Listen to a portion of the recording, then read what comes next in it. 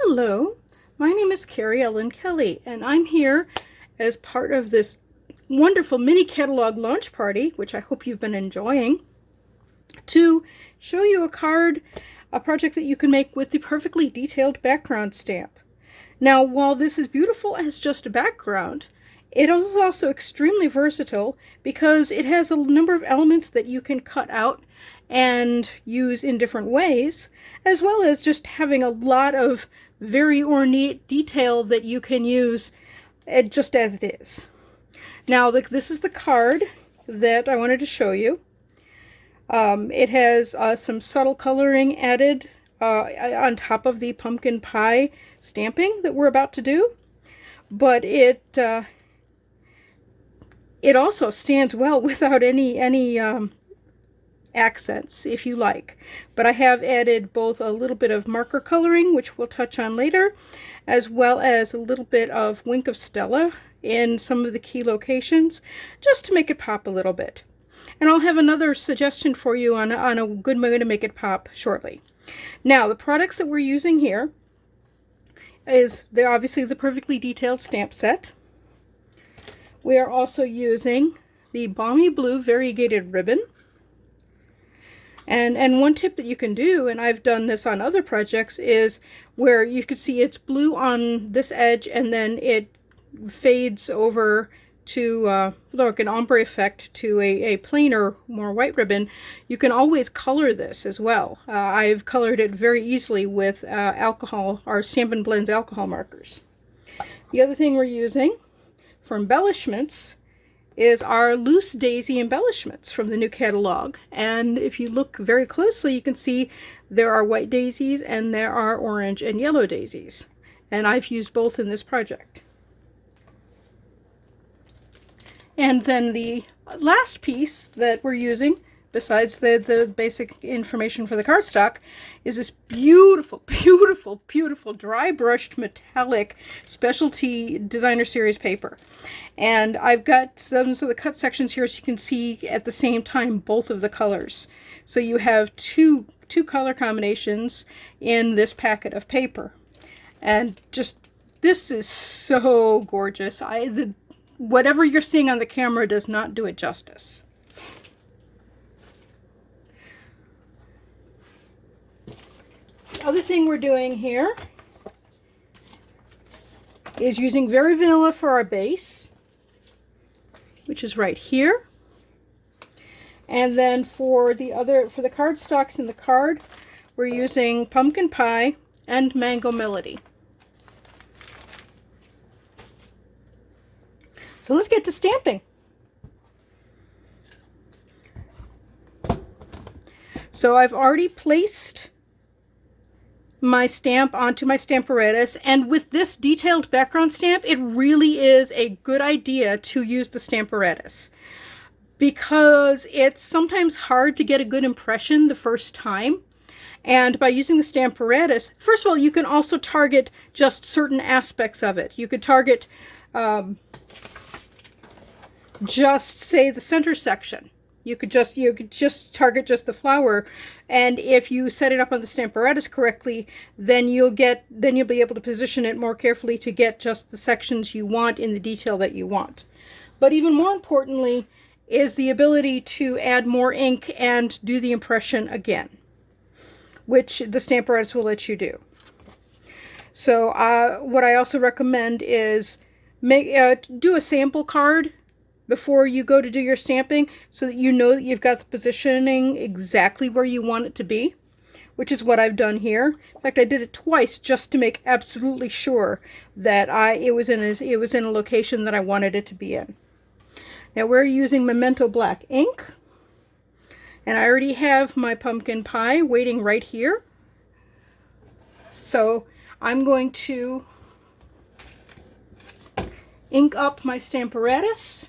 Now, one thing I like to do is just do a little bit of overall coverage just by sliding the ink pad around. And then just to get a nice good inking, then I pat. When you have these all over background stamps, you just want to make sure you have nice, good, even, and complete ink coverage. which I think I now have.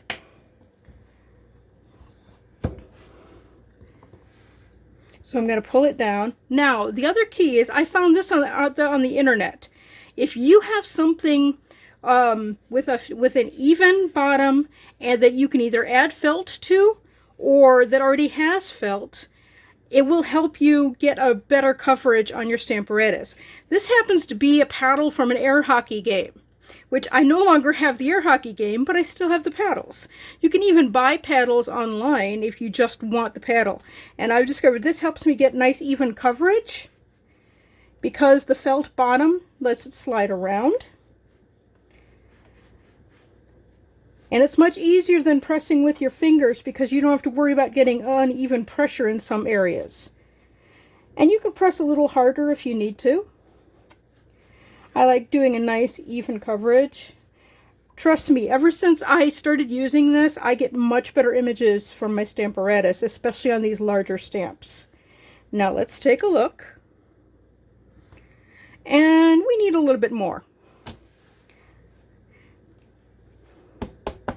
So I'm going to give it a little bit more ink, and then I'm going to pull it down again.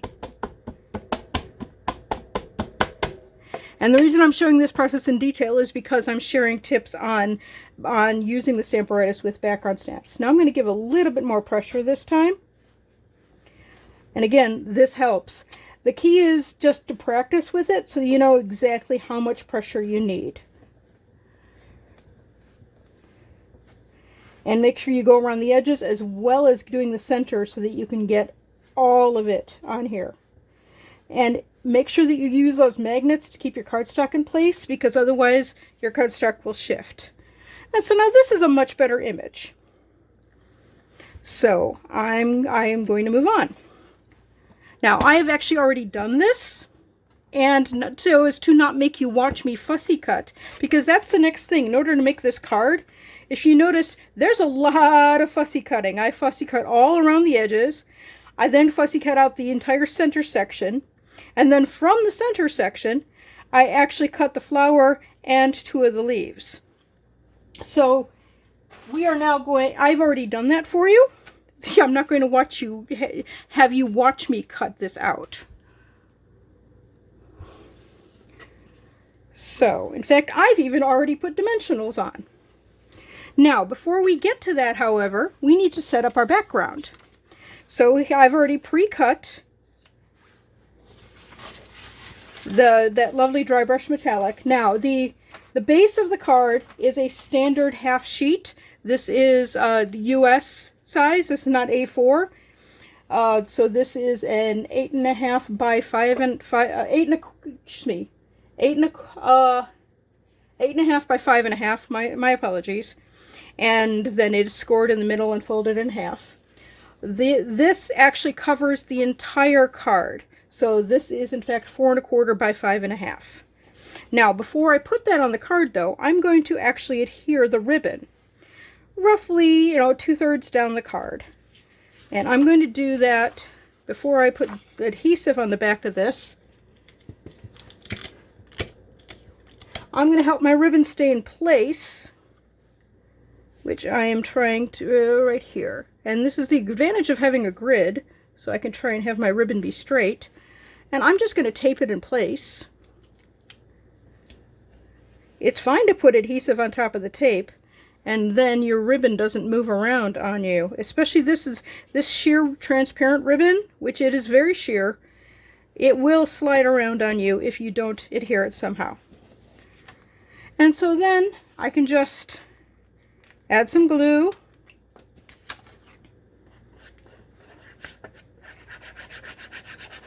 And you can use the glue of your choice. I'm using liquid here so that I have the ability to move it around some.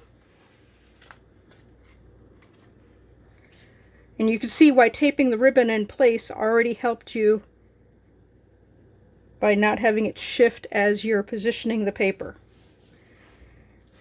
Now I did not have to move mine around, but I had the option to if I wished. So here is where then we have our fussy cut sections. So the first thing I have is the outline of the frame, the basic frame. As you can see, the sections would allow you to make a very nice frame and put a sentiment in the center and just be done. I mean, you could just fussy cut that around, use the center for something, and you'd be done. Now, the other thing I want to do is take those two leaves and glue them to the bottom of the flower. So I am just going to add a little glue here, just a little bit.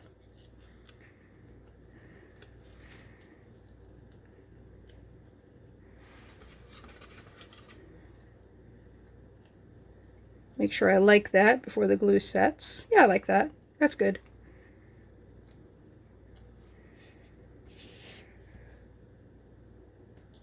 Now that's going to be a little wet, but we're just going to go ahead and keep going here because it'll dry fast enough. It's the advantage of the Tombow liquid glue. It's very sticky and very tacky, and it will dry quickly. And yes, I've popped everything up with dimensionals, which are all over my desk right now.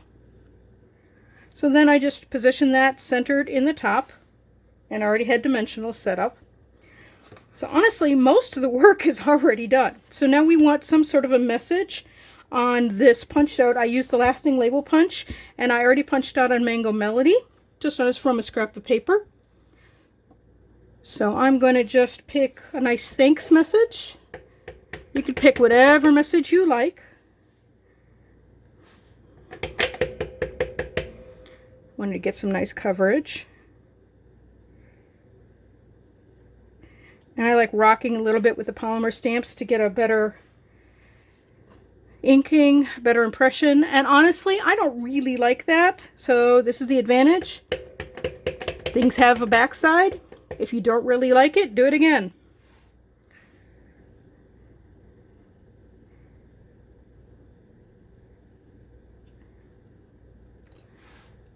I like that better. More even coverage. Now here's another tip that I wanted to share with you.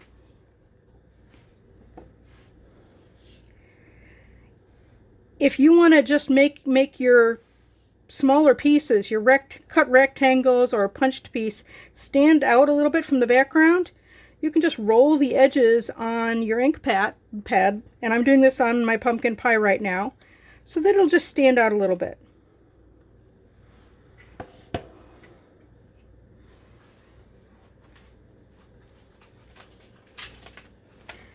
And now we'll just put a couple dimensionals on here.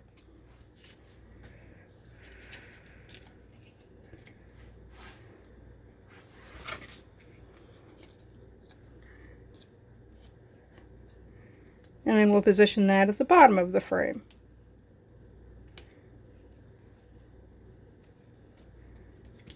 Now, the things that I did with my sample were to do some subtle coloring, which is completely optional. One thing though I did like is to color the flower. Which is, and I just used Stampin Write markers. I didn't, I won't actually show you the coloring, but that is an option that you have. The last thing I would want to do, even uncolored, is to add my embellishments.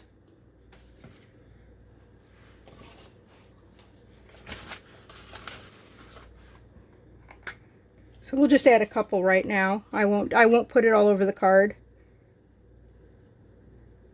Just wanted to at least add a little bit. Now, one advantage that I found is you can use your take your pick tool for the loose daisy embellishments. However, it's hard for it to let go because they're so small and so lightweight that I found using some tweezers was a much better option.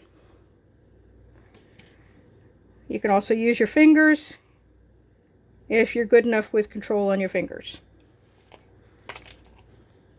And don't do like I did and spill your daisies all over the place. I spilled a whole bunch of them and had to pick them all up off the floor. I do not recommend that. I do like a nice pair of fine point tweezers though. I found them invaluable. Now, Let me show you one thing you can do though to really make things stand out. This is my tip, and I wanted to show you, and I even did it only on half the card for the frame just to show you. If you take a darker marker and you outline, you can make things pop. Now this card has a little bit of everything. This has the coloring that I mentioned. It also has some Wink of Stella right here. It has my daisies all around. But if you notice with the outlining, and just compare, I mean, here's just a little bit of coloring. Make sure you can see all of that. My apologies. A little bit of coloring. This side, same coloring, but I also outlined. And you could see it makes, especially the individual elements, pop. It especially makes the flower in the center pop. And I also wanted to let you know, don't be afraid to play. If you just wanted a simple basic card, like we made here, there's absolutely nothing wrong with that. This is actually a step up from just stamping on the card because you had to fussy cut everything out. But if you just wanted to stop here, it's your card, it's your art, it's whatever you want it to be, and that's absolutely fine. But if you want things to pop, besides doing a little bit of shading with markers, if you outline and you have a little fun, you can really make your cards different from everybody else's and unique. Now, I wanted to show you just a couple other projects that I did with this same stamp.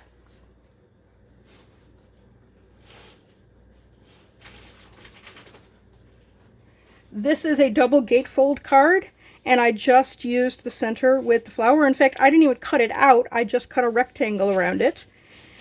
But then the center of the double gatefold, I have a nice subtle, it doesn't have to be dark. I did this with Whisper White on Orchid Oasis. And you can see it's the exact same stamp, which I cut down the middle so I could put it on each side of the double gatefold. But when you do it with Whisper White on a dark color, it's extremely subtle. And then I accented with the same paper. And then the flower was just, all I had to do was ink the center of the stamp, and then I could get that flower. One moment, as of course I'm on video and my belly band doesn't, there we go, didn't want to go back on. The other thing I want to show you is you don't actually have to color. This is a purse treat bag that I've made, and trying to open this up,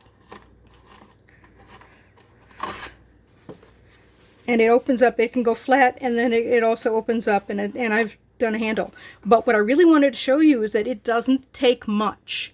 I've just put a little bit of that beautiful dry brush paper, and I've done, and I've cut just the center section, a vertical section down the middle of the stamp, and I haven't colored anything at all. I've cut it in half so that I could put one half on each side. But as you can notice, it looks terrific without any embellishment. So if you're somebody that just wants to do something quick, or you're somebody that isn't comfortable coloring, there's absolutely nothing wrong with using this stamp exactly as it is. Thank you for watching. I hope you enjoy the rest of my colleagues who are sharing other products from our wonderful new mini catalog.